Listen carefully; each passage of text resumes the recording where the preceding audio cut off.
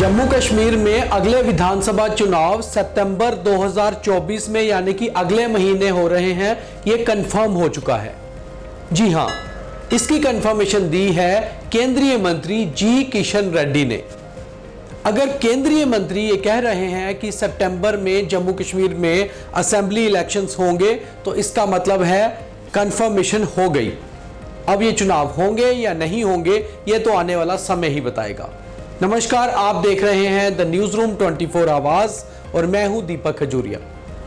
आज जम्मू में एक बीजेपी ने एक आत्मा महोत्सव कार्यक्रम रखा था जो कि बहुत बड़ी रैली थी 370 हटाए जाने के 5 साल पूरा होने के मौके पर।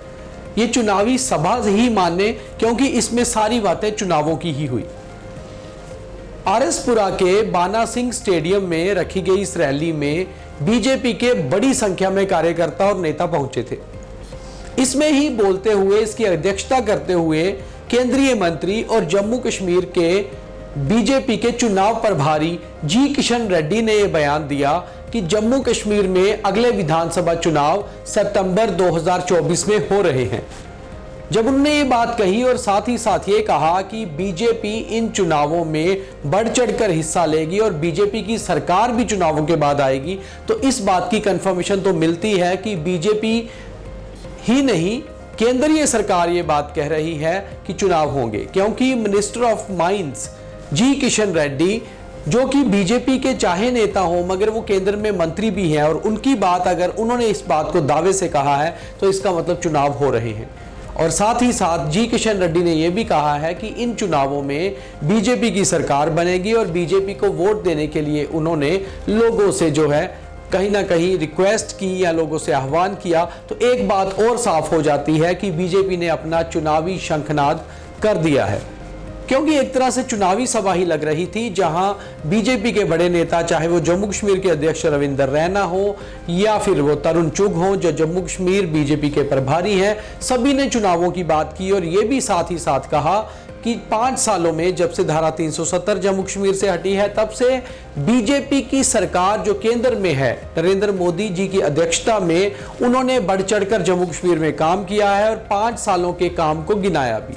साथ ही ये कहा कि विकास के जिस दौर में जम्मू कश्मीर आगे बढ़ रहा है उसके पीछे पूरा श्रेय जो है वो केंद्र सरकार का है, क्योंकि लेफ्टिनेंट गवर्नर केंद्र सरकार के नुमाइंदे होते हैं। ऐसा तो उन्होंने नहीं कहा, मगर कहीं ना कहीं बीजेपी ये बात बढ़ चढ़कर अब लोगों में बता रही है कि जम्मू कश्मीर में धारा 370 जाने के बाद 5 सालों में बहुत ज्यादा काम हुआ है, जो काम पहले 70 सालों में किसी भी पॉपुलर गवर्नमेंट ने नहीं किया। साथ में बीजेपी ये दावा भी कर रही है कि जम्मू कश्मीर में जब अगले चुनाव होंगे तो लोग बढ़ चढ़कर बीजेपी को वोट देंगे। चाहे बीजेपी ने यह सभा जम्मू के शहर में नहीं बल्कि यहां से करीबन 30 किलोमीटर दूर सीमावर्ती आरएसपुरा में रखी हो, मगर बीजेपी को उम्मीद है कि जम्मू रीजन से उसे अच्छा खासा वोट मिलेगा। अगर पिछले 2024 लोकसभा चुनावों के आंकड़ों पर नजर डाली जाए तो बीजेपी का वोट शेयर, वोट बैंक कम हुआ है और कहीं ना कहीं लोग बीजेपी से निराश हैं।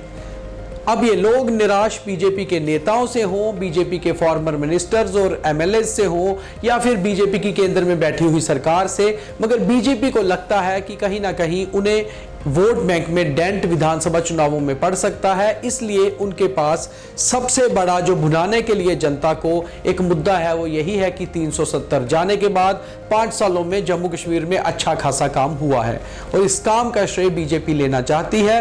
ये बात बिल्कुल साफ नजर आती है जिस तरह से बीजेपी ने पहली बार जम्मू कश्मीर में ना केवल प्रभारी बल्कि प्रभारी के साथ में ही इलेक्शन की जिम्मेवारी भी एक केंद्रीय मंत्री को दी है। और लगातार जी किशन रेड्डी हो या तरुण चुग हो, लगातार जम्मू कश्मीर का विजिट कर रहे हैं, नेताओं से मिल रहे हैं। बीजेपी यहां तक कि अपना इलेक्शन मैनिफेस्टो भी तैयार कर रही है। इन सारी चीजों से ये बात बिल्कुल साफ हो जाती है कि बीजेपी पूरी तरह से इलेक्शन मोड में आ गई है, क्योंकि बीजेपी को लगता है कि चुनावों में और देर करवाया जाना या चुनावों को और डिले करना उनके लिए खतरनाक हो सकता है और बीजेपी का वोट बैंक और ज्यादा कम हो सकता है, उसमें डेंट सेंध लग सकती है। मगर चुनाव आयोग अभी तक इस सारे मामले पर चुप है और चुनाव आयोग ने अभी तक कोई भी ऐसा बयान, कोई स्टेटमेंट नहीं दी है जिससे लगता हो कि जम्मू कश्मीर में चुनाव होंगे। मगर सितंबर 24 को चुनाव होंगे, इस बात की प्रमाण इसलिए भी मिलता है क्योंकि सुप्रीम कोर्ट ने ही केंद्र सरकार को और चुनाव आयोग को 30 सितंबर से पहले चुनाव करवाने की बात कही है। वहीं जी किशन रेड्डी जो केंद्रीय मंत्री तो हैं, चुनावों के दावे के साथ साथ एक बात और भी कहते हैं कि जम्मू कश्मीर में आतंकवाद पर लगाम लगी है, मगर साथ ही पाकिस्तान को ललकारते हुए वो ये भी कह रहे थे कि अगर जम्मू कश्मीर में जो हालात खराब हुए हैं, जम्मू रीजन में जो टेररिज्म की कुछ एक्टिविटीज हुई है, उसके पीछे सीधे सीधे पाकिस्तान है और पाकिस्तान को सबक सिखाया जाएगा, ऐसी भी वो बात सीमावर्ती इलाके की अपनी जनसभा से कर रहे थे।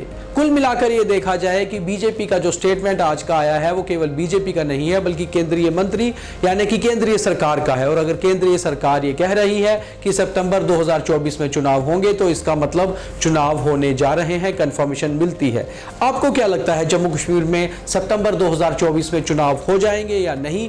हमें कमेंट करके जरूर बताइए, क्योंकि आपके कमेंट से हमें पता चलता है कि जनता हमारे प्रोग्राम्स और केंद्र सरकार के दावों के बारे में क्या सोचती है। हमारे प्रोग्राम को ज्यादा से ज्यादा लाइक शेयर करिए, फॉलो करिए, ताकि हम अच्छे प्रोग्राम कंफर्मेशन के साथ इंफॉर्मेशन आपके तक ला पाएं।